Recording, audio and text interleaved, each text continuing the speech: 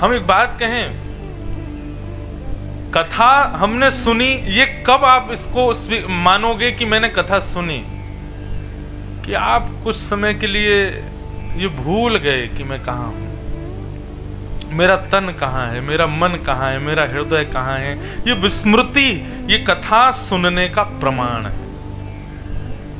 मैं कथा करते करते, सुनते सुनते और आप सुनते सुनते यही भाव में रहो कि हम गांधी धाम में हैं, तो क्षमा करना, हमने 4 घंटे और 4 दिन केवल और केवल सत्संग किया, हमने वृंदावन को पाया नहीं। वृंदावन उस दिन पालेंगे जिस दिन हम यही भूल जाएं कि हम गांधी धाम में बैठे थे। और ये होगा, मुझे विश्वास है ये होगा, आज ही होगा। अब आज अगर भूमिका में आ गया, मैं कोई पढ़ के नहीं बोलता, मन में जो भाव आते हैं मैं बोलता चला जाता हूँ। अगर भाव आ गया कुछ ऐसा, हो सकता है हम सब लोग यहाँ, देह हमारा गांधी धाम में होगा लेकिन चित्त हमारा श्री वृंदावन में ही होगा।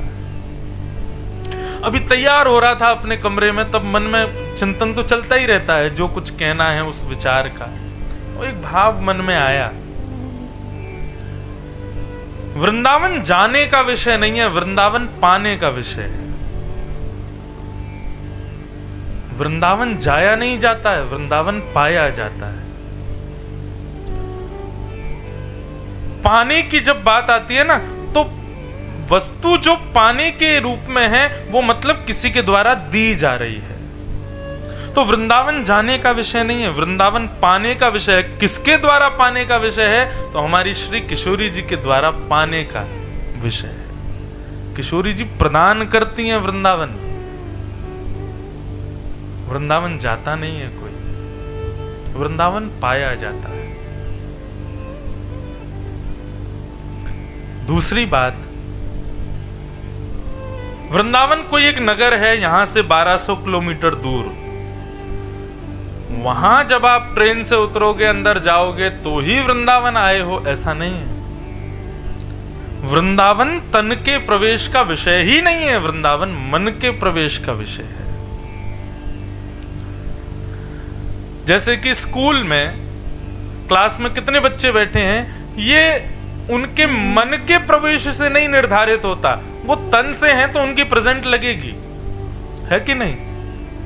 स्कूल बच्चे जाते हैं तो क्लास टीचर सबका अटेंडेंस लेता है, नाम बोलता है, Ramesh present sir, Mahesh present sir, और आदि आदि जो भी नाम सब प्रेजेंट करके बच्चे बताते हैं कि हम उपस्थित हैं, तब उनकी प्रेजेंट होती है।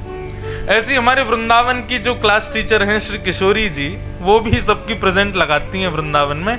लेकिन वहां की विशेषता यह है कि वृंदावन में तन से जितने लोग घूम रहे हैं सबकी प्रेजेंट नहीं होती। अगर अभी आप फोन करके पूछो वृंदावन में कितने लोग हैं, तो वृंदावन से खबर आएगी कम से कम 4 से 5 लाख लोग वृंदावन में होंगे इस वक्त। लेकिन यदि गोलोक धाम में आप रजिस्टर उठा के देखोगे तो वृंदावन में प्रेजेंट कितनों की हो रही है, तो केवल 500, और वो 500 में से 100 ही होंगे वृंदावन में, बाकी के 300-400 कहां से हैं? तो बोले 50 दिल्ली के होंगे जो तन से दिल्ली में बैठे हैं लेकिन मन वृंदावन में होगा, जिसमें 100 बंगाल के होंगे, कुछ कलकत्ता के, कुछ बंबई के, कुछ चेन्नई के। और हो ना हो, इस वक्त यदि रजिस्टर वृंदावन का देखा जाएगा तो कम से कम 200 प्रेजेंट तो केवल गांधी धाम की होंगी। क्यों? तन से नहीं है, मन से प्रवेश है। आप तो बहुत दूर से कोटा से आई हैं, देखो कथा सुनने कहां कहां से लोग पहुंच जाते हैं। ये सब देखो किशोरी जी की कृपा है। हमारे जाला जी आए हैं, वो राजकोट से सुबह सुबह पहुंचे हैं। अब इतना शॉर्ट टाइम में सब ये हुआ कि लोगों को तो कईयों को पता चल रहा है तो भाग रहे हैं, कोई सूरत से भाग रहा है, कोई अहमदाबाद से भाग रहा है, सब आ जाएंगे 4 दिन के अंदर अंदर। और वो सब ही आ रहे हैं जिनको किशोरी जी बुला रही हैं। अब ये बात निश्चित है कि आप वृंदावन जाना नहीं है, वृंदावन आपको मिल रहा है, वृंदावन आप पा रहे हो।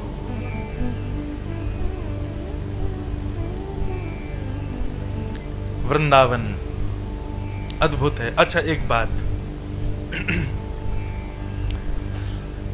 अभी कीर्तन प्रारंभ हुआ तो मैं वृंदावन वृंदावन वृंदावन कीर्तन करा रहा था। कई बार क्या होता है, कथा के बाद में लोग प्रश्न पूछ लेते हैं। तो मुझसे किसी ने पूछा, महाराज जी श्री राधा नाम का कीर्तन कराओ, श्री कृष्ण नाम का कीर्तन कराओ। आप वृंदावन का कीर्तन करा रहे थे। वो नगर का कीर्तन होता है, कोई शहर का कीर्तन होता है क्या? कोई दिल्ली दिल्ली दिल्ली कीर्तन थोड़ी कराता है। कोई गांधीधाम गांधीधाम गांधीधाम कीर्तन थोड़ी। आप वृंदावन वृंदावन कीर्तन कराते हो। तो भाई ये बात, इस बात का प्रमाण स्पष्टीकरण करने के लिए है कि वृंदावन कोई स्थान नहीं है। जब आप मुख से वृंदावन बोलते हैं ना, वृंदावन, वृंदावन बोलते ही श्री कृष्ण स्मरण, श्री राधा स्मरण, श्री यमुना जी का स्मरण, श्री गोवर्धन का स्मरण, श्री बरसाना का स्मरण, श्री नंद बाबा का स्मरण, यशोदा मैया का स्मरण, वृषभानु जी का स्मरण, कीर्ति जी का स्मरण, वृंदावन के सब संतों का स्मरण, वृंदावन के वृक्ष वल्लरियों का स्मरण, वृंदावन की रज का स्मरण, वृंदावन में सप्त ठाकुर विराज रहे हैं, सबका स्मरण। केवल वृंदावन बोलने मात्र से कितने स्मरण हो जाते हैं, विचार करो।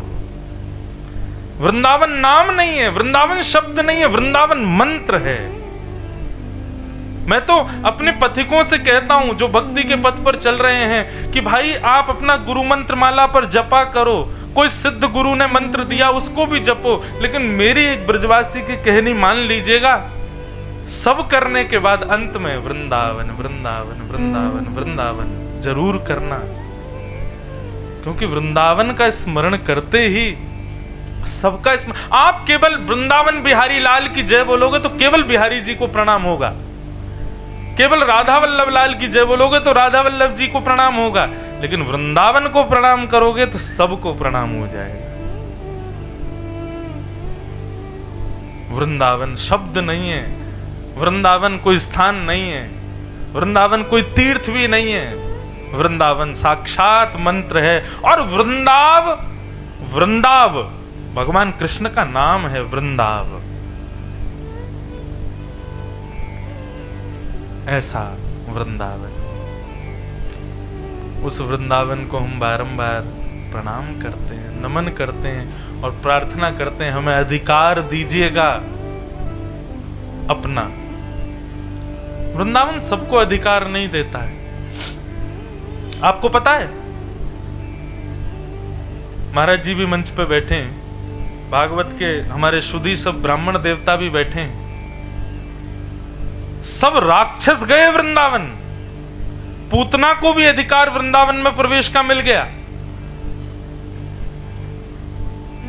अरिष्टासुर, व्योमासुर, केसी, कालिया नाग सबको वृंदावन में प्रवेश मिला, लेकिन कंस को कभी वृंदावन में प्रवेश नहीं मिला।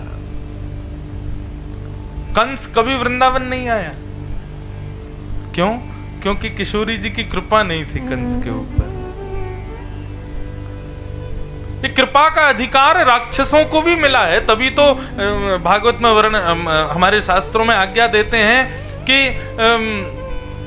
अहो वकीयम स्तन कालकूटम जिघांक्षया पाययदप्य साध्वी लेभे गतिं धातृचितां ततोऽन्यं कंबा दयालुं शरणं ब्रजे। बहुत ध्यान से सुनिएगा। अहो वकीयम, अरे ओहो बकासुर की बहन पूतना अपने पयोधर में विष लगा करके गई भगवान को मारने के लिए, लेकिन ठाकुर जी ने उसको कौन सी गति प्रदान की मारने के बाद? पूतना की मृत्यु के पश्चात भगवान ने पूतना को वो गति प्रदान की। ठीक है स्वर्ग देते चलता, लेकिन स्वर्ग नहीं वैकुंठ दिया। ठीक है भगवान का स्पर्श मिला इसलिए वैकुंठ प्राप्त हुआ, वैकुंठ में भी सामान्य स्थान दे देते तो चलता नहीं। वैकुंठ में भी यशोदा मैया को जो गति कुछ वर्ष बाद मिलने वाली है, वो गति ठाकुर जी ने पूतना को पहले ही दे दी। देवता सब चिंता में बैठे हैं, गंधर्व जन सब आश्चर्य कर रहे हैं, बोले ठाकुर जी आपने क्या किया? भगवान को जन्म देने वाली, भगवान का लालन पालन पोषण करने वाली मां को जो गति वैकुंठ में निश्चित है, वो आपने पूतना को दे दी। क्यों? तो भगवान भागवत में कहते हैं स्तनम दत्वा सदगतिम। बोले किसी का रिझाना हमको भाता है, किसी का भोजन बनाना हमको भा जाता है, किसी का श्रृंगार हमको भा जाता है, पूतना की मारने की स्टाइल हमको भा गई, इसलिए हमने उसको सदगति दे दी। जिघांक्षयापि हरे स्तनम तत्वा सदगतिम, मारने के आशय से आई, लेकिन लोग शस्त्र अस्त्र से मारते हैं, वो अपने पयोधर से मारने आई मुझको। अरे पयोधर से भला कोई किसी को मारता है? वात्सल्य जब उमड़ता है मां का, तब पयोधर से दुग्ध प्रकट होता है, और तभी बालक दूध पीता है। पूतना के पयोधर से दुग्ध तो आया था, इसका मतलब पूतना ने क्षण भर के लिए इसे ही ठाकुर जी को वात्सल्यता से देखा है, इसलिए क्षण भर का वात्सल्य उसको सदगति प्रदान करता है। कहने का भाव, वृंदावन में तो राक्षसों को भी सदगति मिली है, लेकिन वृंदावन में कंस को प्रवेश नहीं मिला। हमारे रसिक जन वृंदावन के कथा सुनाते हैं, बहुत ध्यान से सुनना। बोले क्यों? बोले क्योंकि ऐसा नहीं है कि कंस ने प्रयास नहीं किया, प्रयास किया था।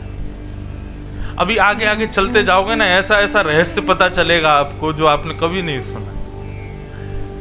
श्री वृंदावन में निवास हमारे वृंदावन बिहारी लाल करते हैं, वृंदावन में दर्शन, ये सप्त निधियों के, इनकी भी कथा हम सुनाएंगे। और आज तो ऐसा कुछ हुआ है कच्छ में गांधी धाम में आके कि मैं भी प्रफुल्लित हूँ। हमारे प्रेम जी, हमारे जो संगीत के, हमारे जो सब टीम के, हमारे जितने भी मुखिया हैं, सब यहाँ बैठे हैं, ये भी आज बड़े प्रफुल्लित हैं, क्योंकि आज कच्छ में कुछ मिला है हमें। और क्या मिला है वो कथा के विश्राम में बताऊंगा।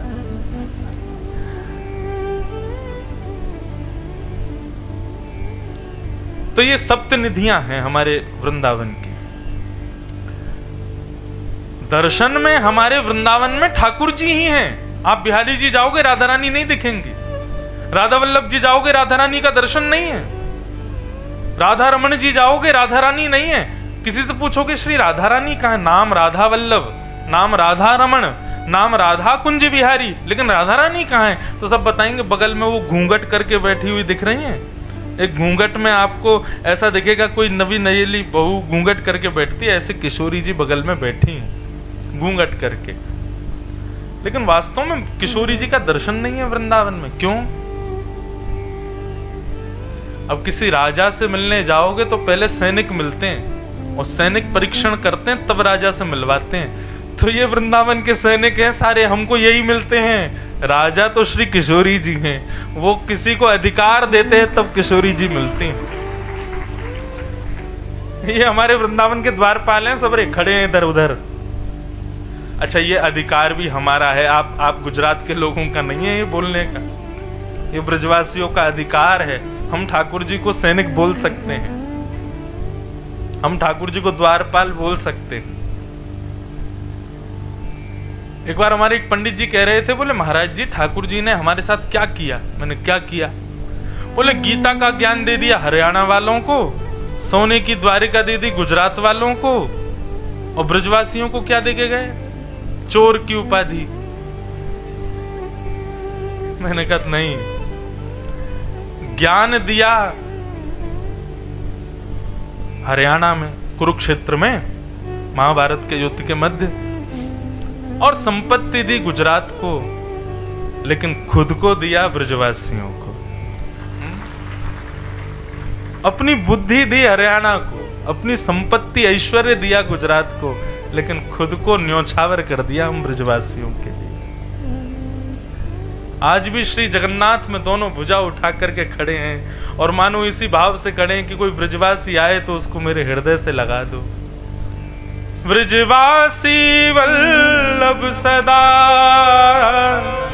मेरे जीवन प्राण, इनको नाही बिसारी हूँ मोहे नंद बाबा की याद।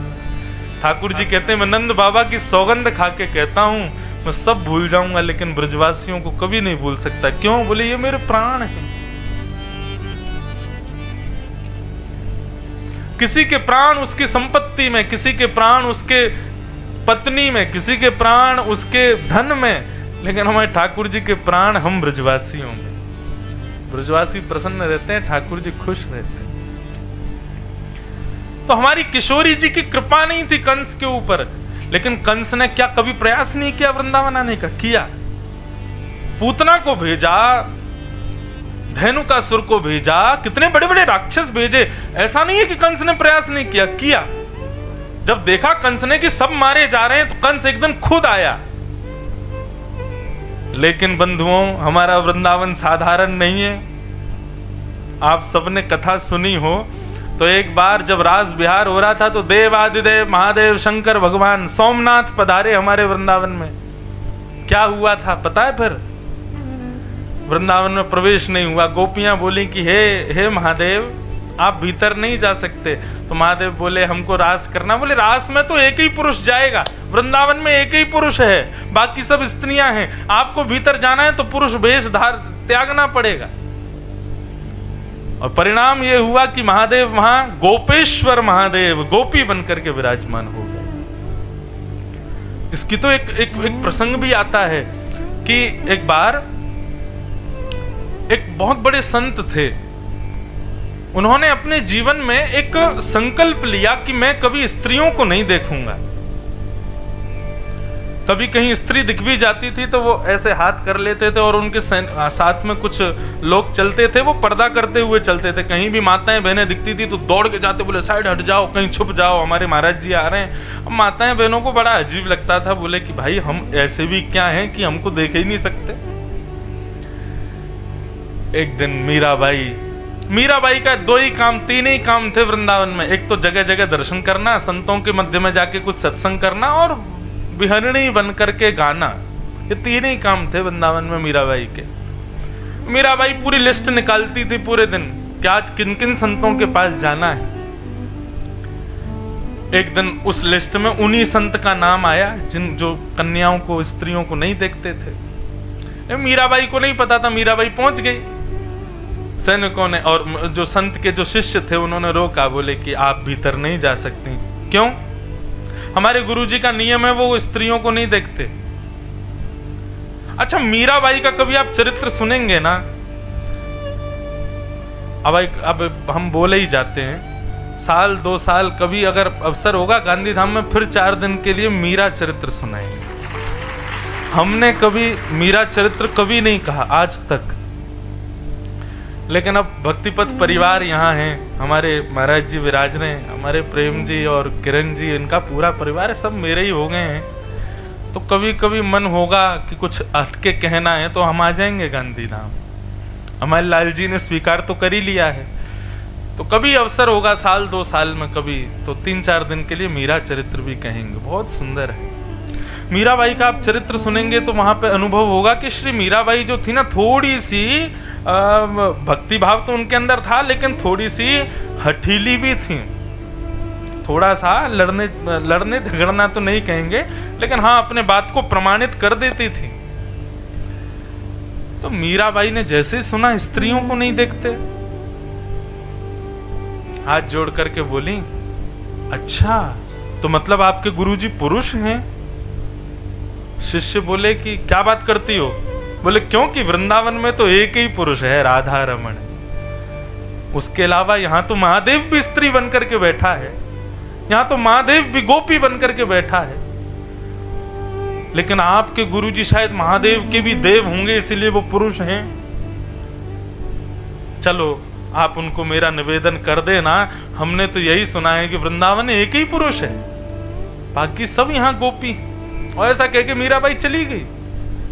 शिष्यों से रुका नहीं गया, भीतर गए और जाके कहा, गुरुजी एक परम भक्ता आई थी, मीरा नाम है उसका, हमने मिलने से मना किया तो उसने कहा कि आपके गुरुजी का नियम है स्त्रियों को नहीं देखते, लेकिन वृंदावन में तो एक ही पुरुष है, हमें आज पता चला कि आपके गुरुजी पुरुष हैं। ये बात सुनते ही उनका मन, वो बड़े भजनानंदी थे, बड़े तपस्वी थे, बड़े ठाकुर जी की रस में डूबे रहते थे, लेकिन मन में ना कहीं उनके थोड़ा विचलितपन रहता था। लेकिन आज मीराबाई के सूत्र से उनके मन का विचलन खत्म हो गया और नेत्रों से झरझर आंसू बहने लगे। जब हम बहुत दुविधा में होते हैं ना, उस समय हमको उस दुविधा से कोई निवृत्त कर दे तो नेत्रों से आंसू निकल जाते हैं अपने आप सहज ही। तुरंत वो तो बोले अरे कहाँ है वो, मुझे उसका दर्शन करना है। गए और मीराबाई का प्रथम दर्शन करके उन महाराज जी ने अपना स्त्रियों को ना देखने का नियम तोड़ दिया। बोले कि तुमने मेरी आंखें खोल दी, मुझे बता दिया कि भाई वृंदावन में एक ही पुरुष है। तो कंस ने एक बार प्रयास किया वृंदावन आने का। वृंदावन किशोरी जी की आज्ञा के बगैर नहीं जा सकते और गए भी। तो अब देखो, अब इस बात से प्रमाण होता है कि वृंदावन साधारण स्थान नहीं है, क्योंकि हम कुर्ता पजामा में गए और वृंदावन जाके कि हम वैसे ही रह जाते हैं। गोपी का मतलब कोई स्त्री भेष नहीं होता। अब देखो, यही बात समझने की है कि वृंदावन दिखता कुछ है कुछ और। प्रकट और अप्रकट ये दो रूप हैं वृंदावन के। प्रकट में आपको दिखेगा कि सब पुरुष पुरुष घूम रहे हैं, लेकिन अप्रकट वृंदावन में एक ही पुरुष है, बाकी सब गोपियां हैं। और गोपी किसे कहते हैं? अब गोपी भी प्रकट रूप से स्त्री को बोलते हैं, लेकिन अप्रकट रूप से कौन? गोवी ही इंद्रिय ही कृष्ण रसम पिबती थी गोपी। जो अपने प्रत्येक इंद्रिय से कृष्ण को पाना चाहे, जिसकी आंखें उनका दर्शन, कान उनका श्रवण करना चाहे, नासिका उन्हीं को ही ग्रहण करना चाहे, जीव उन्हीं के चरणों के प्रसाद को पाए, पैर उन्हीं की प्रदक्षिणा करें, हाथ उन्हीं के करताल बजावें, प्रत्येक इंद्रिय जब कृष्ण को पाने के लिए तड़पती है, तब वही पुरुष भी गोपी कहलाता है। अब प्रकट रूप में गोपी एक स्त्री है, लेकिन अप्रकट रूप में जो प्रत्येक इंद्रिय से कृष्ण का भजन करे वो गोपी। कंस ने जैसे ही वृंदावन में प्रवेश किया, पैर रखते ही कंस एक गोपी बन गया। कहां मथुरा का राजा, कहां उसका ऐसा पराक्रम, लेकिन वृंदावन में किशोरी जी की कृपा के बगैर जैसे ही प्रवेश किया तो एक गोपी बन गया। और गोपी भी कोई बहुत सुंदर गोपी बना नहीं, बहुत कुरूपणी गोपी बना। ऐसी कुरूपणी गोपी की महाराज जो उसको देखे वो ही हंसे। कहां उसको मान प्रतिष्ठा यश वैभव का इतना लोभ था, इतना मद था, और आज उस पर सब हंस रहे हैं।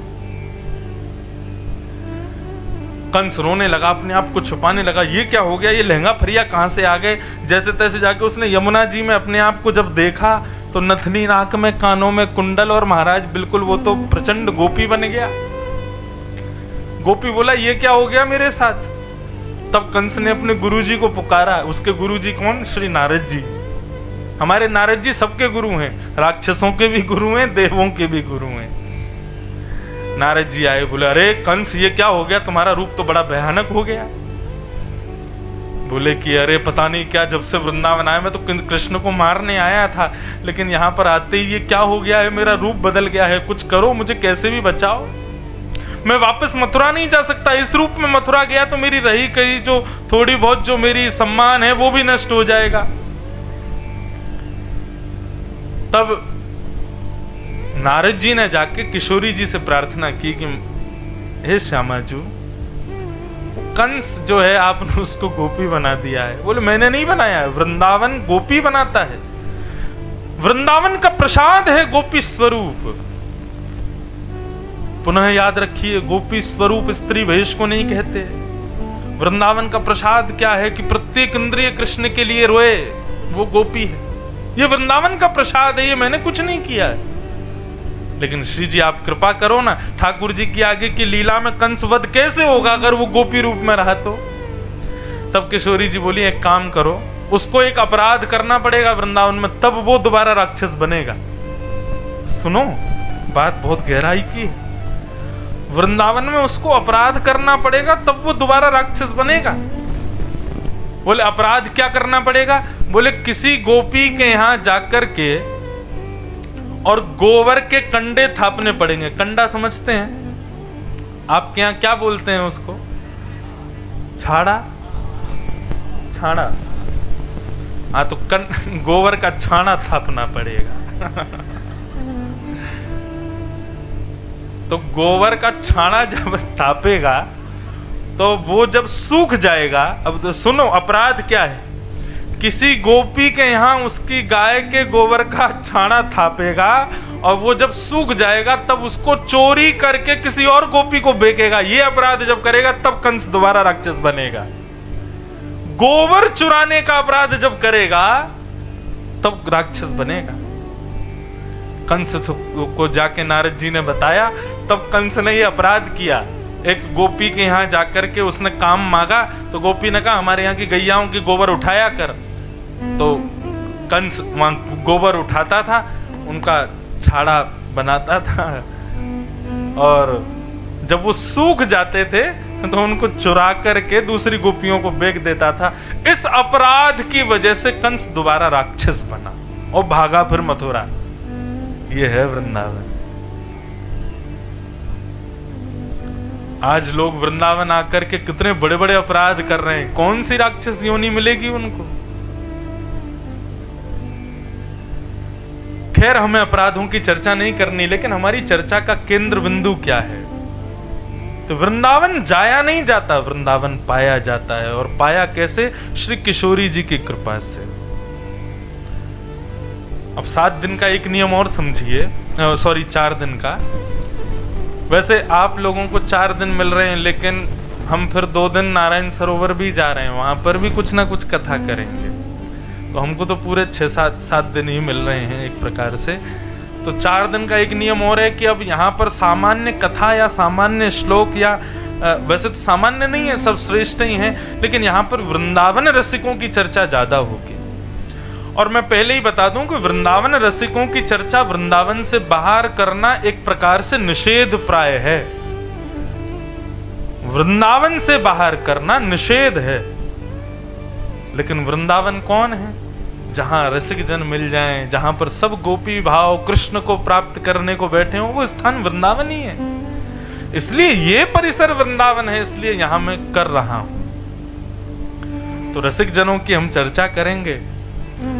वृंदावन पाया जाता है, और कैसे पाया जाएगा ये हमारे वृंदावन के रसिक शिरोमणि श्री हरिराम व्यास जी बताते हैं। अब मुझे ऐसे तो दिख नहीं रहे, लेकिन इन 7 में आपको युगल किशोर जी दिख रहे हैं। कहाँ हैं? इधर ही हैं। अच्छा, ये युगल किशोर जी। ये युगल किशोर जी जो हैं, ये श्री हरिराम व्यास जी के भजन से प्रकट हुए थे।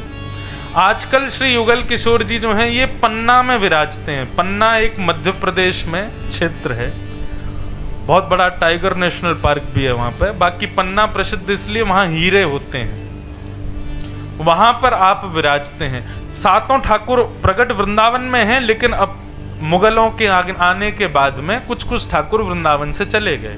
तो अभी वर्तमान में आप पन्ना में विराजते हैं, लेकिन आप प्रकट किए गए श्री हरिराम व्यास जी के द्वारा। हरिराम व्यास जी कौन है, उनका चर्चा में आएगा बीच में, तो सुनाएंगे। लेकिन वो वृंदावन प्राप्ति का एक उपाय बताते हैं। जिस किसी को भी वृंदावन चाहिए,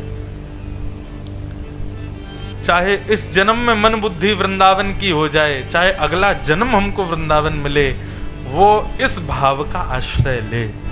श्री हरिराम व्यास जी कहते हैं, आहा,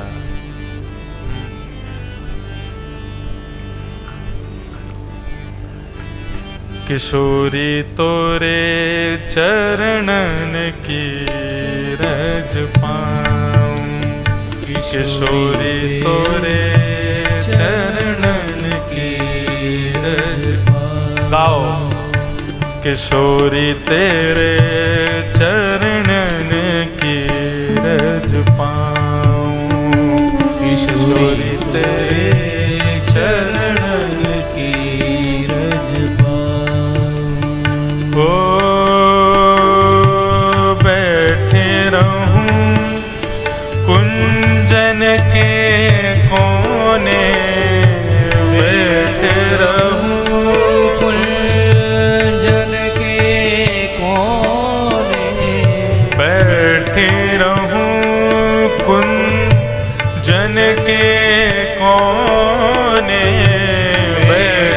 रहूं जन के कोने। श्याम राधिका गाऊं, किशोरी तेरे, श्याम राधिका गाऊं, किशोरी तेरे, श्याम राधिका गाऊं,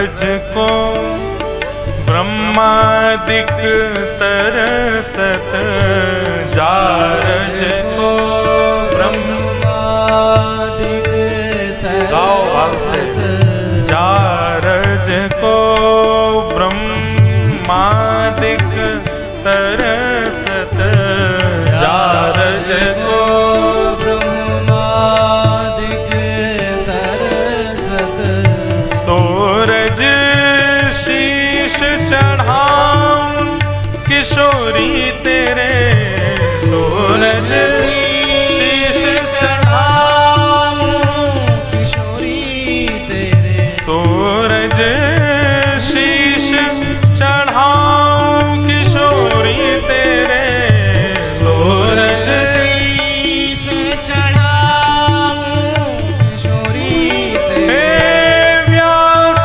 स्वामिनी की छवि निरखूं, व्यास स्वामिनी की छवि निरखूं, व्यास स्वामिनी की छवि निरखूं, व्यास स्वामिनी की छवि निरखूं, हाँ विमल विमल यश गाऊं,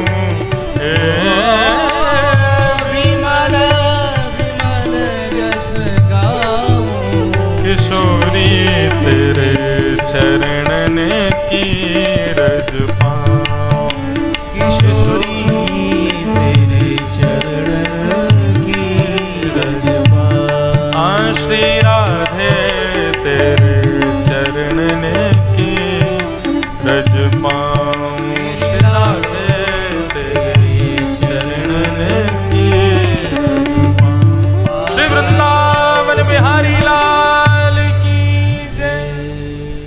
बंधु देखो, श्री वृंदावन मैं अपनी कथा में कहा करता हूं और वो सब लोग सुनते हैं, जो भी वृंदावन आते हैं उनको भी मैं हाथ जोड़ के निवेदन करता हूं, वृंदावन सुनने का विषय नहीं है, वृंदावन जाने का विषय नहीं है, वृंदावन देखने का विषय नहीं है, वृंदावन पाने का विषय है और वृंदावन अनुभव का विषय है।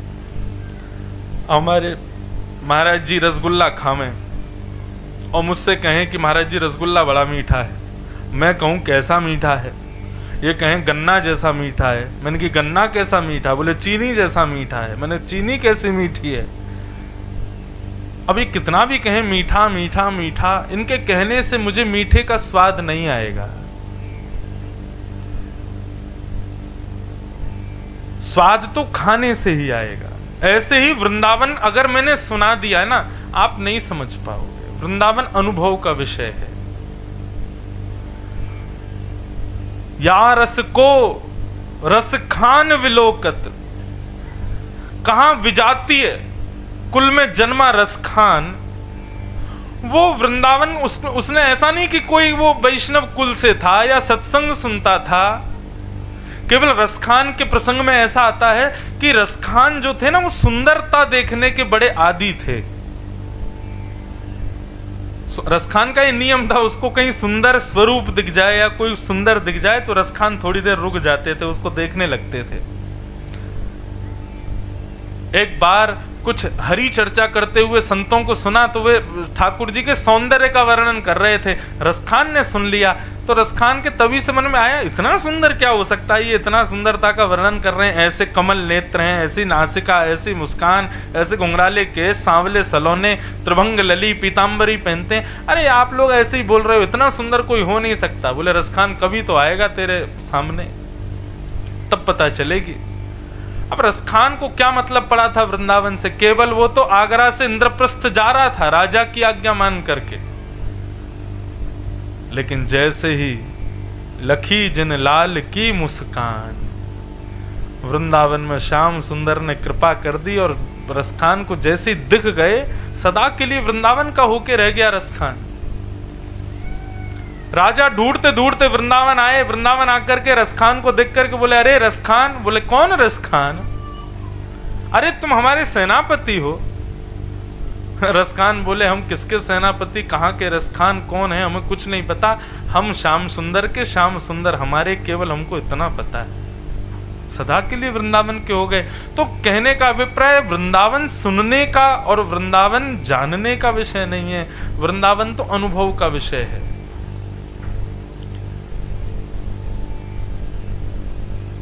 वृंदावन अनुभव से ही प्राप्त होता है।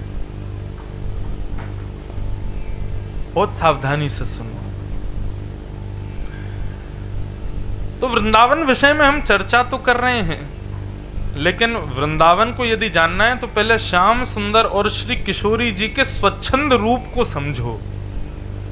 आज लोग यही नहीं जानते कि श्री राधा रानी कौन है, श्याम सुंदर कौन है, उन दोनों का भाव ही नहीं समझते लोग। और अधिकतर लोगों का प्रश्न होता है कि ठाकुर जी ने विवाद रुक्मणी जी से किया, 16,108 पटरानियां ठाकुर जी की थी, तो एक ब्याह और कर लेते राधा रानी से, जब इतने कर ही रहे थे तो एक और कर लेते। क्या दुविधा आ रही थी ठाकुर जी को? जब प्रेम ही किया, सब जगह इतना नाम ठाकुर जी का श्री किशोरी जी के साथ में है, ब्याह भी कर लेते। तो मैं अपनी कथा में इस बात का स्पष्टीकरण करके चलता हूं कि बंधुओं, किशोरी जी, ब्याह सदैव अपने से विलग जो हो उससे किया जाता है। किशोरी जी ठाकुर जी से विलग नहीं है। श्यामा जी कौन है?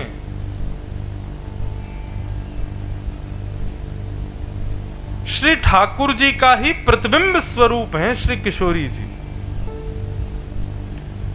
रुक्मणी आदि पटरानी, इनके विषय में प्रसंग आता है कि एक बार कुरुक्षेत्र में सूर्य ग्रहण का समय था और सारे द्वारिका के लोग यज्ञ के लिए कुरुक्षेत्र गए थे, और उसी समय कुरुक्षेत्र में ब्रज वृंदावन के लोग भी आए थे, ब्रजवासी जन भी आए थे। तो जब द्वारिका के लोगों को पता चला कि हमारे द्वारिकाधीश का वृंदावन यहां आया है, वैसे आज भी द्वारिका में ब्रजवासी पहुंच जाए तो द्वारिका के लोग बड़े प्रसन्न होते हैं, और हम जैसे पहुंच जाए शैतान ब्रजवासी, तब तो पूछो ही मत। मैं तो द्वारिका साल भर में 3-4 बार जाता हूं, और बताऊं आपको सत्य बात, वहां के पुजारी जी अपने चित्रांग जी, उनको भी पता है और वहां के कई लोगों को पता है, मैं द्वारिकाधीश का विशेष रूप से दर्शन या तो संध्या आरती में करता हूं या फिर श्रृंगार आरती में करता हूं। उसके पीछे भी कारण है, और कारण पता है क्या है?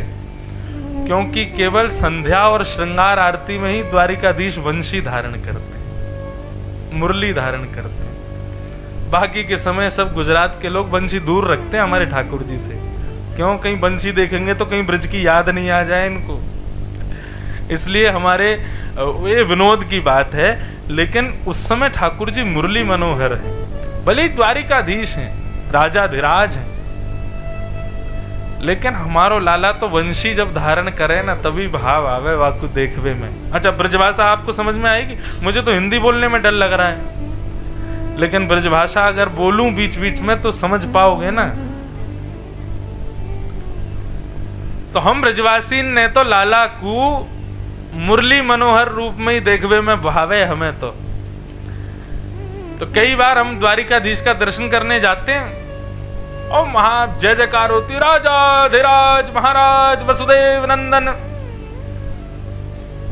रुक्मणी रमण श्री द्वारिकाधीश की, रण छोड़ राय भगवान की, कृष्ण कन्हैया लाल की। लेकिन हम ब्रजवासी बड़े चतुर हैं, मैं जब जब द्वारिका जाता हूं हम जोर से बोल देते हैं, बोल वृषभानु के जमाई की। वृषभानु जी कौन? श्री राधा रानी के पिताजी और उनके जमाई कौन? ठाकुर जी। तो अभी पिछली बार जब मैं गया था, ध्वजा का ही कार्यक्रम था, तो 56 भोग हमारे लाल जी मनोरथी थे, हमारे गिरधर लाल जी, उनकी तरफ से जब मनोरथ हुआ तो सब जय जयकार हुई। अंत में मैंने जोर से बोला, वृषभानु के जमाई की जय। तो चित्रांग जी बोले, नहीं ये नहीं बोल सकते आप, हमारी रुक्मणी जी रूठ जाएंगी, हमारी सब पटरानियां रूठ जाएंगी। मैंने कि सब रूठ जाएंगी लेकिन लाला तो खुश है जाएगा। मैंने कहा हमारे ठाकुर जी तो खुश है जाएगा, और रूठे भले रूठे तुम मत रूठो मालाधारी, हम तो उनको प्रसन्न करने आए हैं। अब कोई वृषभानु के जमाई की जय द्वारिकाधीश में बोलते तो मैं सत्य बता रहा हूं, द्वारिकाधीश आंख मूंद के बैठे रहते हैं पूरे दिन। लेकिन यदि कोई वृषभानु के जमाई की जय बोल दे जोर से तो द्वारिकाधीश की भी आंखें खुल जाती होंगी। बोले कौन आया भैया, धीरे बोलो, रुक्मणी सुन लेगी पीछे। तो प्रसंग आता है कि सब द्वारिका के लोग गए कुरुक्षेत्र। उस कुरुक्षेत्र में हमारे सब ब्रजवासी भी गए थे।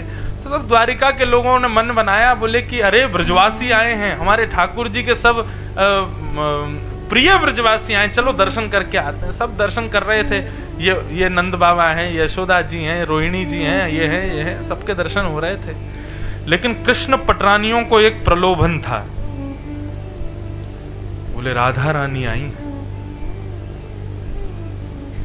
ये द्वारिकाधीश उनका बहुत स्मरण करते हैं, बहुत चिंतन करते हैं। देखो तो सही, ये राधा रानी है कौन?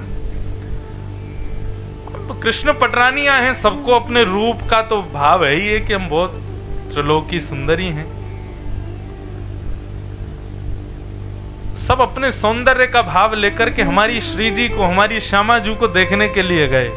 अच्छा एक बात और बताऊं, गुजरात में वृंदावन रसामृत करा तो रहे हो आप, लेकिन ऐसा नहीं हो कहीं दो पक्ष बट जाएं, ये वृंदावन वाले और ये द्वारिका वाले।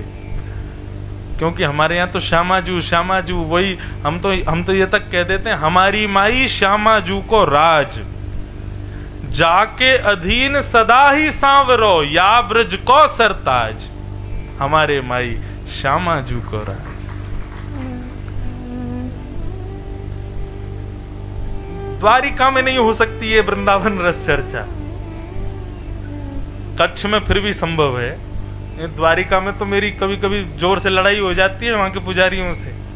अच्छा ऐसा कुछ नहीं कि बहुत जोर से वैसा होती है, प्रेम भाव में ही होती है, उसको प्रणय कलह, प्रेम भरी नोकझोंक होती है। वो कहते हैं कि तुमने हमारे लाला को केवल माखन मिश्री के पर रखा, हमने तो यहाँ 56 भोग धराए।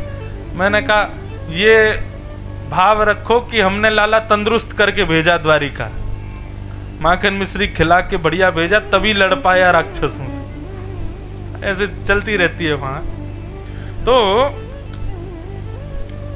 सब कृष्ण पटरानियां राधा रानी का दर्शन करने गईं, और जैसे ही शिविर में प्रवेश किया, सबको अपने रूप का अभिमान कि हम बड़ी सुंदर हैं, त्रिलोकीनाथ द्वारिकाधीश हमारे पति परमेश्वर हैं। ये राधा रानी क्या बेके हमारे सामने, देखें तो सही। और जैसे ही अंतःपुर में प्रवेश किया, परम सुंदरी मृगनयनी मुस्कुराए तो मानो ऐसा लगे मोतियों जैसे मुस्कान, ऐसे घुंघराले केश, इतने सुंदर वस्त्र कि रूप की उपमा सुनाई नहीं जा सकती। कमल को हटाओ और उस कन्या को रखो, इतनी सुंदर। उस रूप को देख करके कृष्ण पटरानियों ने यह तो मन में विचार कर लिया कि भाई हम कुछ नहीं है इनके आगे। रुक्मणी आदि पटरानियों ने प्रणाम किया, बोले हमारा प्रणाम स्वीकार करो हे श्यामाजू, हे वृषभानु नंदिनी, हे श्री राधा रानी, हम सब कृष्ण पटरानी हैं, हमारा प्रणाम स्वीकार करो। उस युवती ने रुक्मणी जी को उठाया, बोले कि रुक्मणी जी मैं राधा रानी नहीं हूं, मैं उनकी दासी हूं, राधा रानी तो भीतर बैठी है। रुक्मणी जी बोली सुनो, तुम लोगों में सामर्थ हो तो भीतर चलना, नहीं तो आधे यहीं से ही लौट जाओ। दासी को देख करके हमको मूर्छा हो रही है, भीतर जा पाएंगी हम? कहने का अभिप्राय यहाँ पर सौंदर्य के नापतोल का नहीं है। अभिमान शून्य जब तक नहीं होगे तब तक किशोरी जी को नहीं देख सकते। हमारे वृंदावन में श्याम सुंदर दिखते हैं, लेकिन किशोरी जी का दर्शन नहीं है, क्योंकि अभिमान युक्त होकर के हम जाते हैं। और यदि आप अभिमान विहीन होकर के चले गए ना, तो आपको वंशी पकड़े भी शायद ऐसा लगे किशोरी जी खड़ी हैं। श्याम सुंदर में श्यामाजू का दर्शन हो जाए।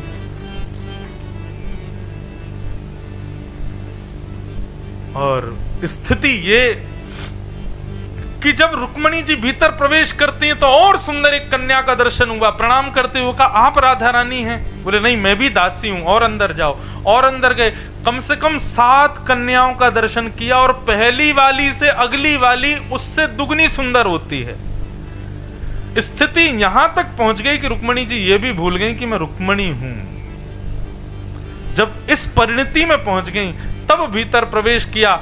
असंख्य सुंदरी नारियां चारों तरफ बैठी थीं और मध्य में तप्त कांचन गौरांगी, बिल्कुल कंचन जैसा वर्ण, मानो जैसे चंद्रमा चमक रहा हो, चंद्रमा भी लज्जित हो जाए ऐसी सुंदरता को बिखेर रही परम सुंदरी परम सुकोमला कृष्ण और धारिणी श्री किशोरी जी बैठी हैं। रुक्मणी जी की स्थिति ये हुई कि किशोरी जी को देखते 3 दिन तक मूर्छित पड़ी रही वहीं। और जब होश आया, जैसे तैसे जल का छिड़काव करके रुक्मणी जी को होश आया और रुक्मणी जी ने पीछे मुड़ करके देखा तो फिर से किशोरी जी को देख लिया और फिर 3 दिन के लिए मूर्छित हो गए। तब चरण में प्रार्थना करते हुए अपनी चरण शरण रहने की आज्ञा मांगी। ऐसी हैं हमारी श्यामा जी, ऐसी हैं हमारी किशोरी जी। कभी कभी मन में भाव आता है कि जीव का कल्याण हो सके, इसलिए ठाकुर जी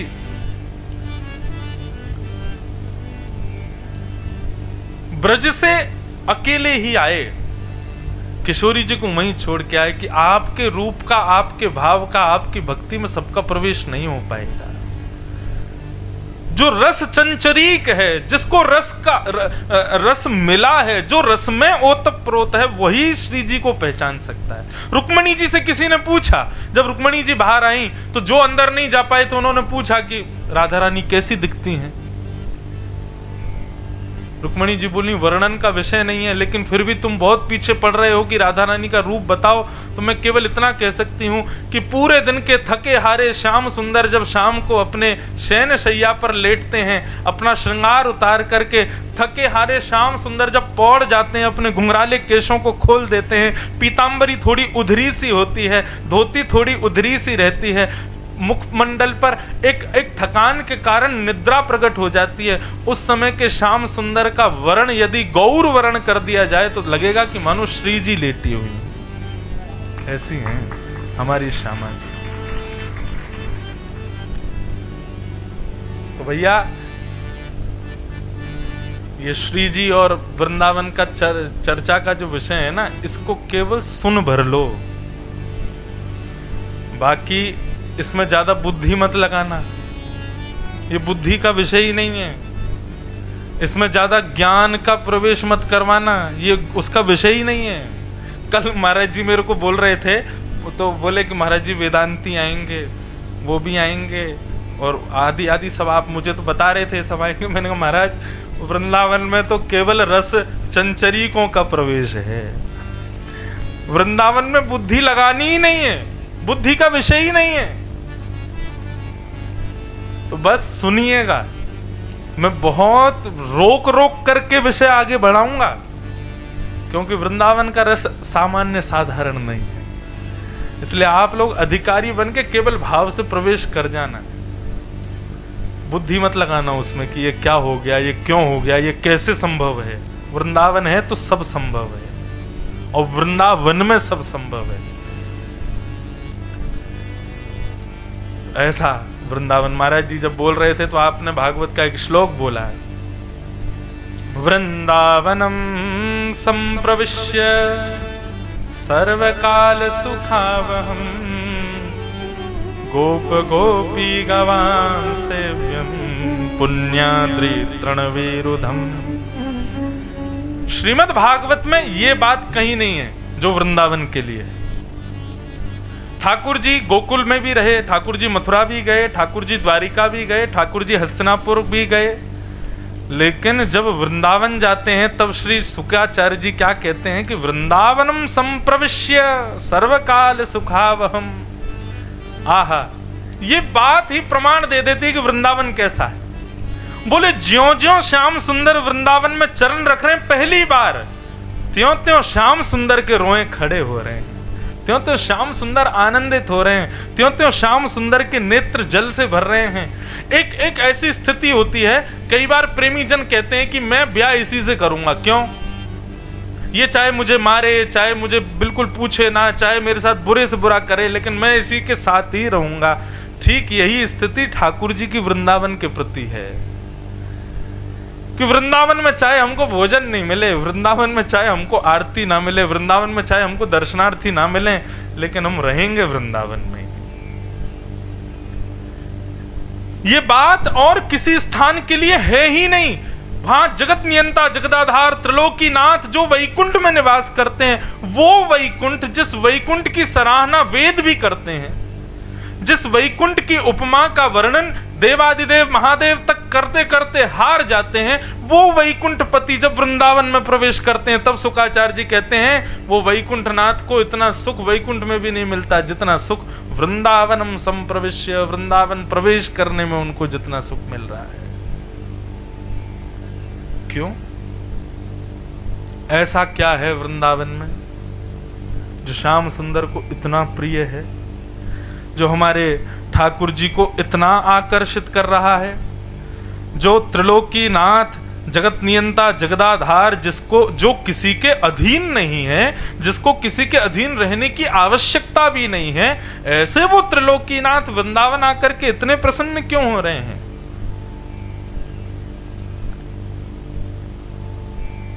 भागवत में भगवान के विराट रूप का वर्णन, गीता में भगवान के विराट रूप का वर्णन जब किया जाता है, तब वहां पर तो बताया जाता है कि सारा विश्व भगवान के उदर में विद्यमान है, सब कुछ भगवान के दृष्टिगोचर होता है, सब कुछ भगवान का ही है। तो ये वृंदावन इतना सुख क्यों दे रहा है ठाकुर जी को? तब हमारे वृंदावन के रसिकाचार्यों ने बताया कि वृंदावन इतना सुख श्याम सुंदर को क्यों दे रहा है।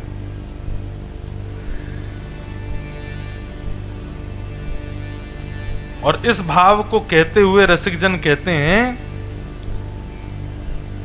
कि वृंदावन ब्रह्मा ने नहीं बनाया है, वृंदावन का निर्माण ब्रह्म के द्वारा नहीं हुआ है, ब्रह्मा के द्वारा नहीं हुआ है। श्रीधाम वृंदावन का निर्माण स्वयं श्री जी ने किया है, स्वयं हमारी किशोरी जी ने किया है। कैसे? गोलोक धाम में श्री जी विराजती हैं और श्री जी वहां पर अपने ही निर्मित वन में रहती हैं, उससे बाहर कहीं नहीं जाती। ठाकुर जी सब क्रिया देखते हैं, सृष्टि के सृजन पालन संहार में भी थोड़ा बहुत ध्यान देते हैं। 33 कोटि देवता भी आते हैं, ठाकुर जी उनसे मिलते हैं, लेकिन श्री जी अपने निर्मित वन में ही रहती हैं, जहां पर श्री जी स्वयं एक एक पौधा अपने हाथ से लगाती हैं, एक एक वृक्ष के पत्ते को अपने हाथ से सुकोमल बनाती हैं, एक एक पुष्प, एक एक गली, एक एक चौबारा, यहां तक कि श्रीधाम वृंदावन का एक एक कण धूल का, वह भी किशोरी जी ने नियोजित किया है। लेकिन जब ठाकुर जी वृंदावन पधार रहे थे, पृथ्वी पर पधार रहे थे कृष्ण अवतार के लिए, तो श्याम सुंदर नित्य विहार करते हैं, गोलोक धाम में नित्य उनकी लीला चलती रहती है। वैकुंठ में वो परब्रह्म परमात्मा हैं, लेकिन गोलोक धाम में ठाकुर जी अपने नित्य लीला में रहते हैं, व्यवस्थित रहते हैं। जैसे कि हम दफ्तर में सर होते हैं, हम दफ्तर में बॉस होते हैं, लेकिन अपने घर पर अपनी पत्नी के पति हैं, बच्चों के पिता हैं, भाइयों के भाई हैं, बहनों के भाई हैं, माता पिता के पुत्र हैं। ऐसे ही ठाकुर जी का दफ्तर है वैकुंठ और निज स्थान है गोलोक धाम। तो ठाकुर जी की नित्य लीला गोलोक धाम में चलती रहती है। लेकिन जब ठाकुर जी के पास प्रस्ताव आया कि भाई अवतार धारण करना पड़ेगा, तो भगवान बोले अब कृष्णावतार धारण करेंगे। तब श्री जी से जाकर के ठाकुर जी ने कहा क्यों ना आप और हम दोनों चलें, और ज्ञान वैराग्य भक्ति सबका तो स्थापन होता ही है, इस बार निष्काम प्रेम की स्थापना करके आएंगे, आप चलो संग में। श्री जी बोली हम नहीं जाएंगे। क्यों? यत्र वृंदावनम नास्ति यत्र नो यमुना नदी यत्र गोवर्धनम नास्ति। जहां पर ये तीनों नहीं है, वृंदावन नहीं है, यमुना जी नहीं है और श्री गोवर्धन नहीं है, वहां पर मैं नहीं जाती। मेरा मन इन तीनों से ही लगता है, क्योंकि इन तीनों का निर्माण मैंने ही किया है, अपने सुख के लिए किया है। तब ठाकुर जी ने किशोरी जी के भाव को स्वीकार करते हुए किशोरी जी के निर्मित गोवर्धन, यमुना और श्री वृंदावन को पृथ्वी पर व्यवस्थित किया। और उसी वृंदावन में जब श्याम सुंदर प्रवेश करते हैं तो बड़े प्रसन्न होते हैं। क्यों? क्योंकि वृंदावन का निर्माण ब्रह्मा ने नहीं किया है, वृंदावन का निर्माण स्वयं श्री जी ने किया है। वृंदावन का एक एक वृक्ष, एक एक गली, एक एक चौबारा, एक एक पत्ता, सब हमारी श्यामाजू के द्वारा निर्मित है। उस वृंदावन में ठाकुर जी जाकर के परम सुख को प्राप्त करते हैं। अब देखो, ठाकुर जी तो पहुंच गए, अब बात आती है हम लोगों की। वृंदावन हमें कैसे प्राप्त हो? तो चार बातें शास्त्रों में मुख्य रूप से कही गई: नाम, रूप, लीला और धाम। सबसे पहला, वृंदावन यदि प्राप्त करना है तो नाम आश्रित हो जाइए, नाम का आश्रय लीजिए। नाम का आश्रय लेने से धाम की प्राप्ति होगी। जब तक आप नाम आश्रित नहीं होंगे, माफ कीजिए, आपके तन को भले ही धाम मिल जाए, लेकिन मन को धाम नाम ही दिलवाएगा। बहुत ध्यान से सुनिएगा इस बात को। सबसे पहले नाम का आश्रय लीजिए। हमारे वृंदावन में परम धन राधा नाम आधार। हमारे यहां परम धन क्या है? श्री राधा रानी का नाम। अब जब चर्चा ही वृंदावन की है तो वृंदावन श्री जी और श्याम यही चलते रहेंगे। तो वृंदावन यदि प्राप्त करना है, मतलब धाम यदि चाहिए, तो नाम का आश्रय लो। श्री राधा श्री राधा श्री राधा श्री राधा श्री राधा श्री राधा, बस नित्य इसी को गाते रहो। मुझे श्लोक स्मरण नहीं है, मैं आज रात्रि गुरु जी से पूछ के कल सुनाऊंगा। महाराज जी भी बैठे हैं। एक जगह का कहीं का श्लोक है कि जैसे ही व्यक्ति राधा बोलता है तो ऐसा कहते हैं कि रा बोलते ही ठाकुर जी का वैकुंठ में सिंहासन हिलने लग जाता है। कहीं धातु नहीं बोल रहा है। क्यों? क्योंकि राधा बोलेगा तो राधा सुनने के लिए ठाकुर जी सन्मुख प्रकट हो ही जाते हैं। दिखते नहीं है लेकिन आते जरूर हैं। अभी मैंने 4 बार राधा बोला तो 4 बार वैकुंठ से अप डाउन हो गए होंगे ठाकुर जी। तो जब हम राधा शब्द, वो पूरा श्लोक है, मैं कल सुनाऊंगा उसको। रा शब्द का उच्चारण करते ठाकुर जी 100 काम छोड़, करोड़ काम छोड़ के भागते हैं। क्यों? क्योंकि धा सुनते ही ठाकुर जी मंत्र मुग्ध हो जाते हैं, इतना प्रिय है। तो श्री राधा श्री राधा श्री राधा, इस नाम का आश्रय ले लो। नाम क्या करता है बंधुओं? नाम औषधि है। क्या है? औषधि। औषधि यानी कि दवाई, मेडिसिन। इसका जितना सेवन करोगे। अच्छा, एक और बात, अब देखो यहां पे भी बात कहने की, नाम बोला नहीं जाता, नाम पिया जाता है।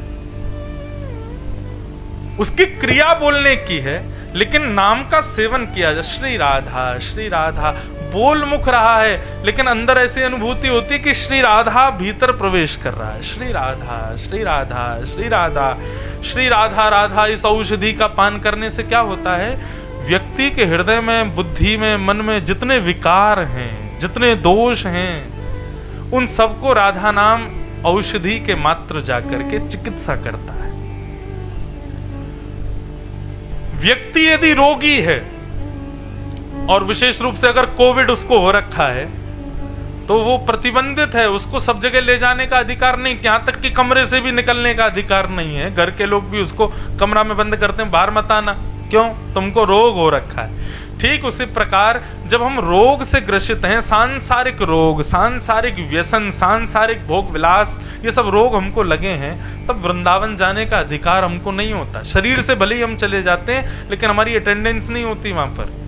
इसलिए वृंदावन जाने से पूर्व श्री राधा श्री राधा श्री राधा नाम का आश्रय लो। नाम का आश्रय जब हम लेंगे तो नाम आश्रय से विषाद, हमारे हृदय के रोग, हमारे हृदय की दूषितताएं दूर होंगी। उसके बाद तन भले ही ना जाए लेकिन मन वृंदावन पहुंच जाएगा।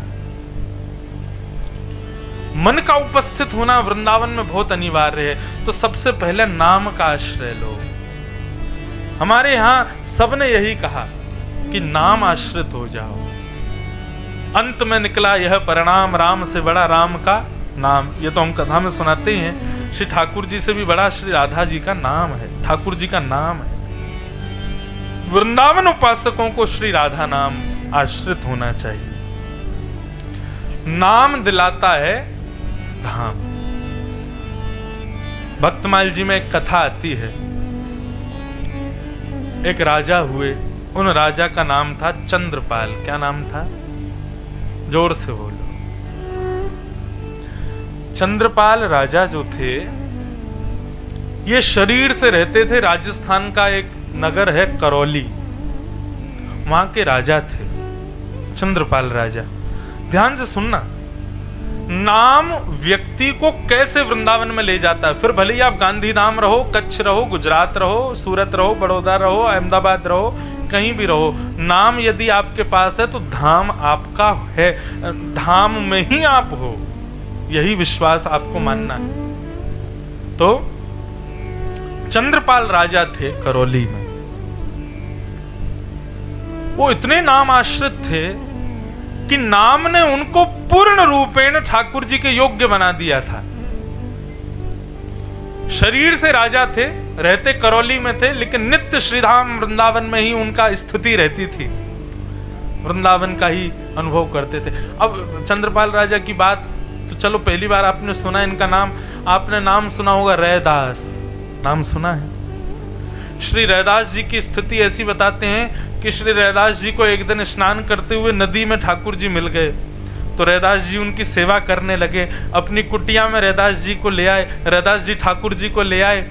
तो रैदास जी का नियम था, वो विचरण बहुत करते थे, धामों में घूमते ही रहते थे, कभी बद्रीनाथ, कभी केदारनाथ, कभी जगन्नाथ, कभी द्वारिका, कभी वृंदावन, कभी कहीं कभी कहीं। लेकिन जब से ठाकुर जी आ गए, रैदास जी का निकलना बहुत कम हो गया। क्यों? ठाकुर जी के अनुकूल भोग की व्यवस्था, शयन की व्यवस्था, ये सब नहीं हो पाती थी। तो श्री रैदास जी एक ही जगह पे अपनी कुटिया में ही रहते थे, लेकिन उनका बड़ा मन होता था कि हम कहीं जाएं, कहीं जा नहीं पाते थे। तो रैदास जी ने एक युक्ति अपनाई और उन्होंने अपनी कुटिया में ही कोनों को नाम दे दिए। कुटिया का वो कोना बद्रीनाथ, कुटिया का ये कोना श्री वृंदावन, कुटिया का वो कोना जगन्नाथपुरी, ये कोना द्वारिका धाम। ऐसे करके कुटिया में बहुत सारे नाम और नामों की नेम प्लेट लगा दी जगह जगह। रैदास जी क्या करते, बीच में बोले रैदास की कुटिया, वहां पर ठाकुर जी का श्रृंगार करते, श्रृंगार आदि करके, ठाकुर जी तैयार हो गए, चलो अब कहाँ चलोगे घूमने, चलो अयोध्या जी चलते हैं। सारा सामान वामान सब लगाते, भोजन की सामग्री रखते, ठाकुर जी का बैग लगाते, अपना बैग लगाते, सब लगा के ठाकुर जी को गोद में उठाते। कुटिया में ही एक स्थान का नाम अयोध्या था, वहां ले जाके ठाकुर जी को विराजमान। जय हो श्री अयोध्या धाम की जय, जय हो राजा रामचंद्र भगवान की जय। अरे वाह, देखो कितनी सुंदर सरयू जी बह रही हैं, कैसी सुंदर हवा बह रही है, राम राम करते लोग घूम रहे हैं। और पूरे दिन इसी स्थिति में रहते थे कि मैं श्री अवध में हूं, श्री कनक बिहारी जी सामने बैठे हैं, श्री हनुमान जी का दर्शन हो रहा है, सरयू जी बह रही हैं, ऐसे भाव में रहते। दूसरे दिन कहते, लाल जी बड़ा अच्छा अयोध्या का भ्रमण रहा, अब इच्छा हो रही है थोड़ा बद्रीनाथ दर्शन करने चलें। तो उस दिन श्रृंगार करके सब सामान फिर उठाते, एक कोने का नाम बद्रीनाथ, वहां पहुंच जाते। जय हो बद्रीनाथ, कैसी सुंदर हवा चल रही है, देखो कितना सुंदर हिमालय, गंगा जी बह रही हैं, जय हो नाथ, बड़ी कृपा आपकी जो मुझे इतना घुमा रहे हो। अब ये तो थी कुटिया के अंदर की स्थिति। स्थिति करते करते ये हो गया कि श्री रैदास जी जब बद्रीनाथ की यात्रा पर जाते थे ठाकुर जी को लेकर के, तो भले ही जेठ का महीना हो, जून जुलाई का महीना हो, वो अपने ठाकुर जी को शॉल पहनाते, कंबल पहनाते, अंदर कुटिया में। अरे बद्रीनाथ में है ठाकुर जी, हवा चल रही है, ठंड पड़ रही है, बर्फ गिर रही है, ठाकुर जी आप शॉल पहन लो। अंगीठी रख देते सामने, अग्नि प्रज्वलित करते, ठाकुर जी को तपाते, और बाहर जुलाई का महीना। स्थिति ये हुई कि महाराज एक बार श्री रैदास जी अपने ठाकुर जी को बद्रीनाथ ले गए और जेठ के महीना में उनके गांव में बर्फ गिरने लग गई।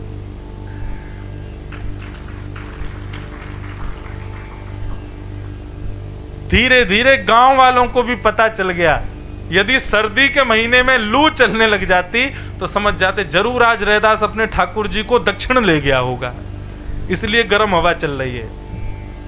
और कभी गर्मी के महीना में बर्फ गिर जाती, बोले अरे आज रैदास के ठाकुर जी बद्रीनाथ पहुंचे होंगे जरूर। ये स्थिति, इसका मतलब ये बिल्कुल प्रमाणित हो जाता है कि हमारा तन का उपस्थित होना सांसारिक विषय है, हम तन से कहीं उपस्थित हो, लेकिन मन का उपस्थित होना कहीं पर, ये भक्ति का विषय है, ये भाव का विषय है। और वृंदावन तन की प्रेजेंस मांगता ही नहीं है, वहां तो मन का ही प्रेजेंट होना जरूरी है।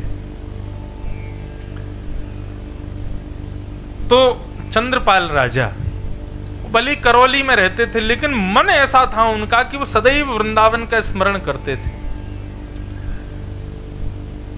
अष्ट सखा हमारे, मैं अष्ट सखाओं का ज्यादा गायन करता हूं कथाओं में भी, तो हमारे अष्ट सखा कहते हैं कि भैया तुम ठाकुर जी को अपना लो, कोई बड़ी बात नहीं है, ठाकुर जी तुमको अपना में ये बड़ी बात है। ठाकुर जी को तो सब अपनाते हैं, चोर भी कह के जाता है, हे द्वारिकाधीश कृपा करना कि मालिक सो रहा हो गहरी नींद में ताकि मैं चोरी कर लूं। चोर भी द्वारिकाधीश से प्रार्थना कर रहा है, तो इसका मतलब यह है कि चोर भी ठाकुर जी को स्वीकार कर रहा है। लेकिन बड़ी बात यह नहीं है कि हम ठाकुर जी को स्वीकार करें, बड़ी बात यह कि उन्होंने हमें स्वीकार किया कि नहीं। तो अष्ट सखा गाते हैं एक बात कि भगवान हमको स्वीकार करते हैं, इस बात का प्रमाण क्या है।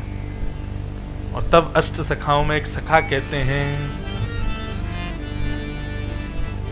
जब अपनों करी जाने गिरधर, जब अपनों करी जाने गिरधर, जब अपनों करी जाने गिरधर, जब अपनों करी जाने गिरधर। ठाकुर जी हमको अपना कब बनाते हैं?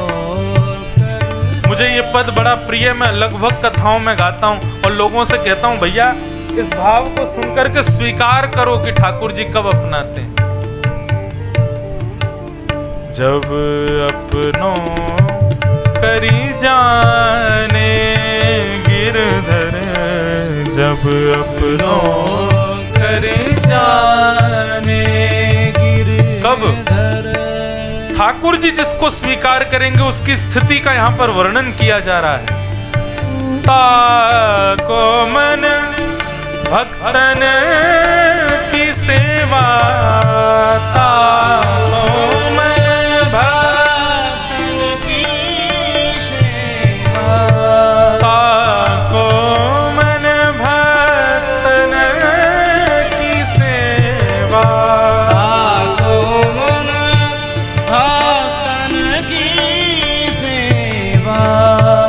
हरि जन संगे हरि उर आने, हरि जन संगे हरि उर आवे। बंधुओं, जैसे कोई फिल्म स्टार हमको दिख जाता है तो हम लोग बावले हो जाते हैं, होता है ना। कई बार हम देखते हैं एयरपोर्ट्स पर, रेलवे स्टेशन पर कोई फिल्म स्टार जा रहा हो, कोई क्रिकेट स्टार जा रहा हो, कोई बहुत बड़ा नामी एंटरटेनर जा रहा हो, तो लोग उसके पीछे भागते हैं। कोई सेल्फी ले रहा है, कोई ऑटोग्राफ ले रहा है, कोई पीछे पीछे। ये पूर्ण संसारी का लक्षण दिखता है। लेकिन जैसे ही कोई संत दिखे, जैसे ही कोई वैष्णव दिखे, कोई तिलकधारी दिखे, कोई गले में माला पहना, कोई वैष्णव रूप का दिखे, आप बावले से हो जाओ उसको प्रणाम करने। आप भले ही उसको नहीं जानते, लेकिन उसके रूप को देख करके, उसके भेष को देख करके, उसके भाव को, उसके माथे का तिलक देख के, उसकी धोती देख के आपके मन में हो जरूर द्वारिका से, वृंदावन से, अयोध्या से इनका कोई संबंध है, आप तुरंत जाके उसको प्रणाम करो, भले ही वो आपका अपरिचित है। ये एक वैष्णव का लक्षण है। और वैष्णव का भी नहीं, ये ठाकुर जी ने तुमको स्वीकार किया, ये उस बात का प्रमाण है कि तुमको उनको देख करके प्रणाम करने की इच्छा हुई। अभी आप थे हमारे साथ अहमदाबाद में, अभी अहमदाबाद हम लोग उतरे उस दिन परसों रात्रि को, तो सत्य में एक अपरिचित खड़े थे सामने, धोती पहनी हुई थी उन्होंने, तिलक लगा रखा था। मैं कोई अपनी प्रशंसा नहीं कर रहा, लेकिन एक बात बता रहा हूं, उन्होंने 3 बार मेरे से नजर हटाई, ऐसे ऊपर से नीचे देख के ऐसे हो गए, फिर ऐसे देखें, फिर ऐसे हो जाए। लेकिन मैं जबरदस्ती उनके पास गया और मैंने कहा जय श्री कृष्ण। बोले जी जय श्री कृष्ण, जय श्री कृष्ण। अब हम आगे चले गए, ये सब बोले आप जानते थे इनको? मैंने कहा नहीं तो। बोले फिर आपने प्रणाम क्यों किया? मैंने कहा तिलक लगा रखा था, धोती पहनी हुई थी, इसलिए प्रणाम किया। अब मैंने कहा पीछे मुड़ के देखो, वो मुझी को देख रहा होगा, वो मुझे ही देख रहे थे। मैंने कहा वो रास्ते भर सोचेगा कि अपरिचित था, फिर भी ये मेरे को जय श्री कृष्ण बोल के गया। आगे से उनको कोई ऐसा मिलेगा तो वो भी जय श्री कृष्ण बोलेंगे अपनी तरफ से। यही तो प्रमाण है कि ठाकुर जी ने तुमको स्वीकार किया। और मैं तो डंके की चोट पर बोलूं, मुझे नाथ ने स्वीकार किया है। मैं उनको स्वीकार करूं ये नहीं, वो भी मुझे कर चुके हैं। मैं योग्य नहीं हूं उसके। मुझे ब्रज में जन्म दिया, पहला स्वीकार का प्रमाण। ऐसे पिता प्रदान किए, ये दूसरा स्वीकार का प्रमाण। व्यासपीठ प्रदान की, तीसरा स्वीकार का प्रमाण। अपनी निज सेवा दे दी, ये चौथा स्वीकार का प्रमाण। मैं और कितने प्रमाण रखूं? मैं लेकिन चाहता हूं कि ऐसा स्वीकार ठाकुर जी सबको कर लें। फिर जिस सुख में है हम, ब्रह्म सौख्यम त्वनंतम, उस सुख की प्राप्ति हो। मुझे अभिमान इस बात का नहीं कि मैं भक्त हूं, वैष्णव हूं। मैं कुछ भी नहीं हूं। मैं बिल्कुल भक्ति नहीं जानता, बिल्कुल वैष्णवता नहीं जानता। ये कुछ जो भी बोल रहा हूं, ये भी हमारे पूज्य पिताजी नाना जी की तपस्या का प्रतिफल है। लेकिन इस बात को अहंकार से कहूंगा कि ठाकुर जी मेरे हैं और मैं ठाकुर जी का हूं। बाकी कुछ मेरी योग्यता नहीं है। आप मुझे प्रणाम करो, मुझे देख के वंदन करो, मुझे माला पहनाओ, ये सब योग्यता मेरे पिताजी की वजह से है। मुझे उनकी तपस्या है। मेरे अंदर केवल और केवल मेरे ठाकुर जी मेरे हैं और मैं उनका हूं। कई बार तो मैं श्रृंगार भी, अब आजकल बालक सीख गए तो मैं कम ही करता हूं, लेकिन फिर भी मेरे को यह है कि ये है तो मेरा ही। चाहे कोई भी श्रृंगार करे, कोई भी भोग लगाए, रहेंगे तो मेरे ही, मेरे साथ ही। ये स्वीकारीकरण, यही तो हमें चाहिए। ये भक्ति का पथ क्यों है? ताकि ठाकुर जी हमें स्वीकार करें। दुनिया ठाकुर जी को स्वीकार करती है, लेकिन विशेषता तब आवे जब ठाकुर जी हमको स्वीकार करें।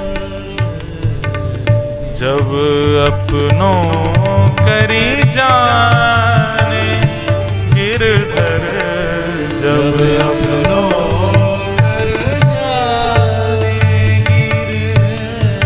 ताको मन भगतन की सेवा, ताको मन भगतन की सेवा। संत चरण रज सदा लुभाने, संत चरण रज सदा लुभाने।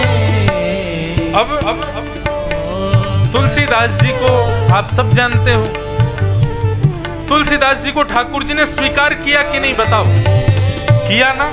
और इस बात का प्रमाण हनुमान चालीसा में गोस्वामी जी कहते हैं, श्री गुरु चरण सरोज रज निजमन मुकुर सुधार, वर्णो रघुवर विमल यश जो दायक फल चार, बुद्धिहीन तनु जान के सुमिरो पवन कुमार, बल बुद्धि विद्या देव मोहे हरऊं कलेश विकार। श्री गोस्वामी जी वहीं प्रस्तुत कर देते हैं, मेरी योग्यता नहीं कि मैं रघुनाथ जी का चरित्र लिख सकूं।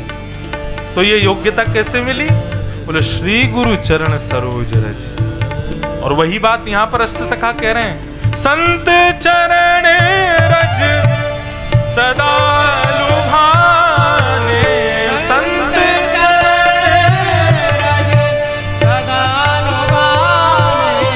जब अपनों करी जाने गिरधर, जब अपनों कर जाने गिरधर, जब अपनों करी जाने गिरधर, जब अपनों कर जाने। ठाकुर जी जब हमको स्वीकार करते हैं तो वैष्णवों को देख करके वो स्थिति होती है जो संसारी लोगों को किसी फिल्म स्टार को देख के हो जाती है, बल्कि वो तो स्थिति केवल इसलिए कि इसके पास हम चले जाएं, थोड़ा फोटो खिंचाएं, तब दुनिया को दिखाएं, ये स्थिति भी एक संसारी है। लेकिन वैष्णव की स्थिति एक दूसरे वैष्णव को देख करके ऐसी हो जाती है कि बस ये मेरे सामने बैठे रहे और कुछ हरी चर्चा सुना दें, मैं आनंदित हो जाऊं, मंत्रमुग्ध हो जाऊं, ऐसी कृपा मुझ पर हो जाए। आइंदा कभी रेलवे स्टेशन पर, कभी एयरपोर्ट पर, कभी बस में, कभी गाड़ी में, अहमदाबाद में, बड़ोदरा में, दिल्ली में, अमेरिका में, कहीं भी कोई वैष्णव दिखे ना, भले ही अपरिचित हो। वैष्णव किसे कहते हैं? जिसके माथे के तिलक को देख करके, जिसकी शिखा को देख करके, जिसके भेष को देख करके लगे कि ठाकुर जी का है। कोई भी एक चिन्ह वैष्णव का उसके अंदर हो, अपनी तरफ से उसको प्रणाम करना, बिल्कुल विचार मत करना कि क्या सोचेगा। और एक और बात, कहीं वो नहीं कि प्रणाम करके उसका परिचय भी पूछने लग जाओ, आप कौन हो, कहां से हो, परिचय भी मत पूछो, बस वो ठाकुर जी का, इससे ज्यादा क्या चाहिए आपको जानना, कहां से है, कौन है, क्या है। उसने तिलक लगाया है, उसका स्वरूप वैष्णव का है, आप अपनी तरफ से प्रणाम करो। ये दो स्थिति में ही प्रणाम हो सकता है, या तो तब होगा जब ठाकुर जी हमको अपना लेंगे, तब अपने आप सहज ही होगा। वाल्मीकि रामायण में वर्णन आता है कि विभीषण जी अपने स्थान पर बैठे, कमरे में बैठे ठाकुर जी का यजन कर रहे थे, हनुमान जी रूप बदल के घूम रहे थे। जैसे ही हनुमान जी विभीषण के यहां पहुंचे तो कहते हैं कि विभीषण जी एकटक हनुमान जी को देखने लगे और देखते रह गए, और थोड़ी देर में हनुमान जी रूप बदल के आए हैं, ब्राह्मण का रूप धारण करके आए, लेकिन विभीषण उनके पास जाता है, उनके चरण छू लेता है। हनुमान जी थोड़े पीछे हुए, बोले आप हमें प्रणाम क्यों कर रहे हो? आप तो राम भक्त हो, राम भक्त के अलावा किसी को प्रणाम नहीं करते हो, आप हमको वंदन क्यों कर रहे हो? तो विभीषण जी कहते हैं पता नहीं आप कौन हो, लेकिन जब से आप आए हो ना, तब से आपको देख के पता नहीं मेरे को राम जी को और पाने की इच्छा हो रही है। मेरा मन कर रहा है मैं उनका और भजन कर लूं, मैं उनका और सेवा कर लूं, मैं उनकी और वंदना कर लूं।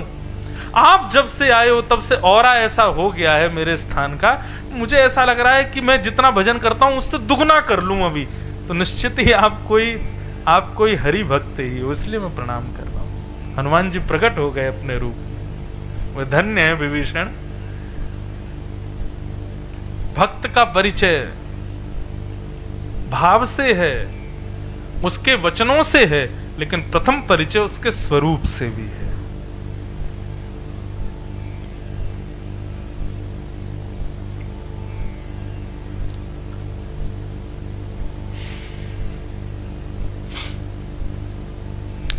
तो हम चंद्रपाल राजा की कथा सुन रहे थे। तो चंद्रपाल राजा जो थे ये करौली के राजा थे, लेकिन भक्तों की बड़ी इन्होंने दुनिया के राजा अपने राजभवन के 4-4 कोस दूर सैनिक लगा के रखते थे कि भाई कोई दुश्मन ना आ जाए, सब लोग तैनात खड़े रहना अपने हथियारों को लेकर के। लेकिन चंद्रपाल राजा के राज्य में कुछ विचित्र ही था। 4-4 कोस दूर पर सैनिक लगा रखे थे, लेकिन हाथ में माला और पुष्प और गुलाब जल का छिड़काव करके सब सैनिक खड़े रहते थे कि कहीं दूर से कोई तिलक धारण किए, कंठी माला पहने कोई वैष्णव दिखा आता हुआ तो नाचते गाते हुए गाजे बाजे के साथ कोसों दूर भी कोई दूसरे मार्ग पर भी जा रहा हो, कोई अन्यत्र कहीं जा रहा हो, उसको भी प्रणाम करके निवेदन करना 2 मिनट के लिए मेरे राजमहल में आ जाए। उसने अपनी सेना इसीलिए लगा रखी थी कि वैष्णवों को ढूंढ ढूंढ के लाओ। इतना वैष्णव निष्ठ था। और महाराज स्थिति इतनी नहीं, कोई भी बेचारा कोई साधारण सा ही तिलक लगा के चला जाता था और राजा के महल के बाहर से कहीं से निकल जाता 4 कोस दूर से, तो सैनिक उसके हाथ जोड़ते, पांव पूछते, माला पहनाते, गुलाब जल का छिड़काव करते, बोले हमारे राजा की आज्ञा है, कोई भी वैष्णव दिखे प्रार्थना करना, वो रुचि हो उनको तो उनको ले आना, नहीं हो तो कोई बात नहीं, आप चलिए ना, हमारे राजा का भाग्य उदय होगा, आप जाएंगे तो वैष्णव बोलते अरे वाह भाई, ऐसा वैष्णव निष्ठ राजा, इसके तो दर्शन करने चाहिए। महाराज मानो जैसे 365 दिन व्यवस्था उसके यहाँ ऐसी, जैसे आज आपने यहाँ स्वागत की व्यवस्था की, ढोल नगाड़े बज रहे, पुष्प बज रहे, तो ये 4 दिन की व्यवस्था है, लेकिन राजा के यहाँ ऐसी 365 दिन रहती थी। सारे सैनिक नए कपड़े पहनेंगे, सारे गांववासी सब नए कपड़े पहनेंगे, और सबके यहाँ तैयारी रहेगी कि कोई वैष्णव आए तो सब पुष्प वर्षण करोगे, सब जय श्री कृष्ण बोलोगे, सब उनका कीर्तन करोगे, सब दक्षिणा प्रदान करोगे। ऐसा राजा। श्री नाभाजी ने भक्तमाल में राजा चंद्रपाल का इतना यश गाया, बोले ऐसा वैष्णव निष्ठ राजा हमने देखा नहीं। राजा के दरबार में प्रवेश करते तब तो पूछो ही मत, प्रणाम करते, चरण धोते, चरण का जितना जल होता सब पान करके पूरे नगर में छिड़कवाते, माला पहनाते, दक्षिणा देते, और उसके बाद राजा रानी दोनों बिल्कुल निर्लज्ज होके उस वैष्णव को राज्य गद्दी पर बैठा के दोनों नृत्य करते। क्यों? बोले आज हमारे घर हरि का प्यारा आया है, आज के दिवस की मैं जाऊं बलिहारा, मेरे घर आया राजा राम जी का प्यारा। आज के दिवस की मैं जाऊं बलिहारा, मेरे घर आया प्यारे कृष्ण जी का प्यारा। राजा रानी दोनों नृत्य करते, और इतना ही नहीं, जब वो वैष्णव भोजन आदि प्राप्त करके जाने लगते तो राजा रानी बिलक बिलक के रोते कि आप दोबारा कब आओगे। उनके इस प्रेम भाव को देख करके वैष्णव जन मुरीद हो जाते, सदा के लिए उनके नगर में ही रह जाते। स्थिति ये हो गई थी कि राजा के यहाँ पर सैनिक के नाम ही सैनिक होता था, लेकिन वो परम भागवत परम वैष्णव होते थे। ऐसा राजा। चंद्रपाल राजा के इस भाव की चर्चा 10 दिशाओं में होने लगी। एक राजा ने जब ये चर्चा सुनी तो उसने कहा, बोले ये सब तो बेकार की बात है, यहाँ तो पात्र कुपात्र का विचार ही नहीं किया जाता है। अरे किसी के भी पांव में पड़ जाना ये कोई सही बात है? कम से कम देखना चाहिए पात्र है कि नहीं। अरे सीता जी का हरण इसीलिए तो हो गया था क्योंकि रावण संत का वेश धारण करके आ गया था। ऐसा नहीं होना चाहिए, पात्र कुपात्र का विचार करना चाहिए। और उस राजा ने क्या किया, एक साधारण से व्यक्ति को ही कहा कि तुम जाओ और सुनो तिलक माला पहन के जाना, और देखते हैं क्या होता है। एक बिल्कुल विचित्र, बिल्कुल भगवत विहीन व्यक्ति को राजा ने भेज दिया, और तिलक और माला डालना भूल गया, ऐसे प्रवेश कर गया राजा के यहाँ। सैनिकों ने प्रवेश नहीं करने दिया, हाथ जोड़ के कहा, बोले महाराज हमारे नगर में सबका आगमन है, लेकिन वही आ सकते हैं जो वैष्णव है, आप वैष्णव नहीं है। भूल गया बेचारा, लौट के गया तो तिलक और माला धारण करके आया। अब सैनिक इतने भोले, वो जानते हैं कि अभी अभी आया था, बिना तिलक और बिना माला के आया था, ये वैष्णव है नहीं है, लेकिन अब ये जबरदस्ती तिलक माला अंदर डाल प्रवेश के लिए डाल के आया, तो भी सैनिकों ने रोका नहीं। हाँ अब ठीक है, अब आप जा सकते, जबकि वो अनधिकारी था। राजा के यहाँ जैसे उसने प्रवेश किया, प्रवेश करके राजा समझ गए कि वैष्णव नहीं है, लेकिन भेष वैष्णव का है, फिर भी माला पहनाई, चरण धोए, और वही नृत्य करना, आनंद करना, सब कुछ किया। और राजा एक और काम करता था, दक्षिणा अपने आप नहीं देता था, अपने तहखाने में ले जाता, कहता जो आपको चाहिए ले जाओ। वो तो साधारण भगवत विहीन व्यक्ति था, उसने खूब सारे धन उठा लिए। राजा बोला मैंने आज तक अपनी तरफ से दक्षिणा किसी को नहीं दी, लेकिन आपको दूंगा। तो एक डिब्बी में रेशम कपड़े में फूटी कौड़ी रख करके उसको दे और दी। बोले आपको जिसने भेजा उनको मेरी तरफ से दे देना। बहुत सारा धन लेकर के वापस उस राजा, दूसरे नगर के राजा के यहाँ गया, सारा धन दे दिया, और कहा अंत में राजा ने ये डिब्बी और दी थी। डिब्बी खोल करके देखा, फूटी कौड़ी देख करके राजा तिलमिला गया, बोले ये क्या है। तो उनके यहाँ एक ब्राह्मण देवता रहते थे, उन्होंने कहा, बोले महाराज राजा ने आपको सारी संपत्ति इसलिए दी क्योंकि आपने एक अनधिकारी को भी वैष्णव भेष दिया, तिलक और माला पहना दी एक अनधिकारी को भी, उसके लिए तो राजा ने आपको संपत्ति दी। लेकिन आपने एक दूसरे वैष्णव को परखने का प्रयास किया, परीक्षा का प्रयास किया, उसके लिए राजा ने आपको फूटी कौड़ी प्रदान की। राजा और तिलमिला गया। उसने कहा, बोले अच्छा, बोले अब की बार एक काम करो, अब तो अनधिकारी गया था, अब अधिकारी को भेजूंगा, आप जाइए। ब्राह्मण से कहा आप जाओ उसके। ब्राह्मण तो बड़ा भक्त था, भगवत भक्त था। ब्राह्मण चला गया।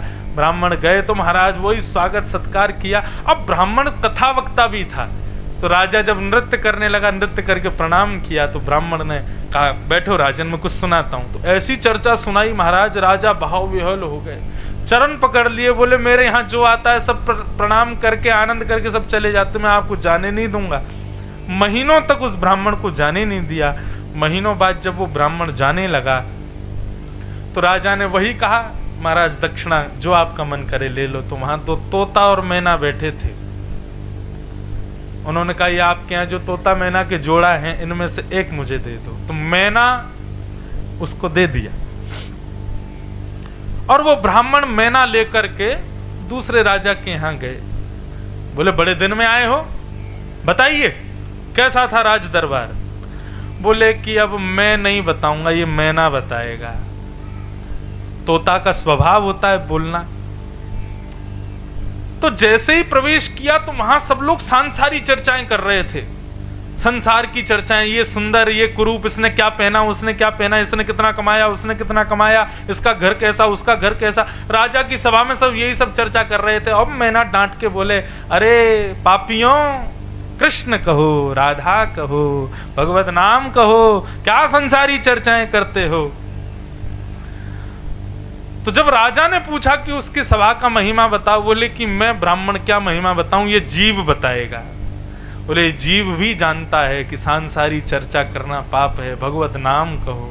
बोले जिस राजा के यहाँ रहने वाला तोता मैना भगवत नाम गाते हैं, उस राजा के यहाँ के मानव की स्थिति क्या होगी, राजन विचार करो। तब वो राजा नतमस्तक होके सदा के लिए उस राजा के यहाँ गए और वह भी वैष्णव हो गए। अब ये कथा हमने क्यों सुनाई? भले ही वो राजा रहता था करौली में, वृंदावन से मीलों दूर रहता था, लेकिन उसकी देहाभिमान की स्थिति शून्य और हृदय की स्थिति उस चरम स्थिति में थी कि वृंदावन में तन से रहने वाला व्यक्ति इतना वैष्णव नहीं होगा जितना वो करौली में रहने वाला व्यक्ति है। इसका मतलब तन का प्रवेश जरूरी नहीं है, हृदय का प्रवेश जरूरी है। चाहे भक्ति के पथ पे हो, चाहे वैष्णवता में हो, चाहे वृंदावन में हो। तन साफ बनाना, तन को सुंदर बनाना, तन को ही सब क्रियाएं करना, उससे भक्ति हृदय में कभी प्रकट नहीं होगी। हृदय निर्मल होना चाहिए, हृदय की पवित्रता बहुत जरूरी है। तो इस प्रकार से हम लोग वृंदावन चर्चा में अब थोड़ा आज भूमिका में ही गए हैं। कल का क्रम 4 बजे से रहेगा। आप सब लोग तो समय से आए होंगे, दास ने धृष्टता करके आज विलंब किया, उसके लिए क्षमा। लेकिन आज तो केवल एक प्रारंभ मात्र महात्म कह लो, बाकी के बचे हुए 3 दिन हम लोग विशेष चर्चा करेंगे। लेकिन आज कच्छ में जो हमको प्राप्त हुआ वो आपके सामने प्रस्तुत कर दें। वृंदावन के ये सप्तनिधि हैं। और एक बात बताऊं, मुझे नहीं पता था कि ये सप्तनिधियों के कटआउट यहां रखे हैं। मैं तो स्थान पे भी नहीं आया था। वो तो जब गाड़ी से उतरा तब मुझे दिख गए, तो मैं तो और ज्यादा आनंदित हो गया, क्योंकि आज सवेरे सवेरे मेरे मन में आ रहा था कि वृंदावन रस चर्चा पे कुछ कहना है, तो सप्तनिधि ऐसा कुछ कीर्तन बनाया जाए जिसमें सप्तनिधियों के नाम आ जाएं और सप्तनिधियों को जिन जिन्होंने प्रकट किया उन आचार्यों के भी नाम आ जाएं।